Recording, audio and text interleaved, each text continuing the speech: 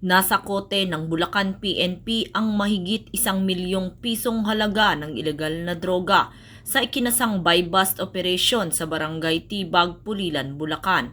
Ayon kay Police Lieutenant Colonel Jerome J. S. Ragonton, Chief of Police ng Pulilan Municipal Police Station, bandang alas 5:30 ng hapon nang madakip ang mga suspect sa pinagsanib puwersa ng PIU Provincial Drug Enforcement Unit ng Bulacan Police Provincial Office kasama ang mga tauhan ng Pulilan MPS.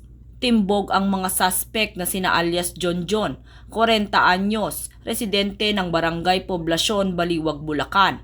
Alias TJ, 32 anyos, alias Jeff Pang, 38 anyos na kapwa residente ng Pulilan, Bulacan at isa pang babaeng 20 anyos at residente ng Barangay Sipat, Plaridel, Bulacan.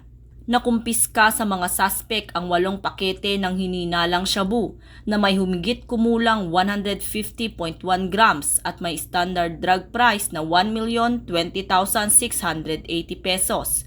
Buy-bust money, isang cellphone na Tecno, black sling bag at Toyota Vios sedan. Nahaharap ngayon ang mga suspect sa kasong paglabag sa Section 5, 11, 12, and 26 ng Article 2 RA 9165 o Comprehensive Dangerous Drugs Act of 2002 at nasa kustodiya ng Pulilan Municipal Police Station para sa dokumentasyon at wastong disposisyon.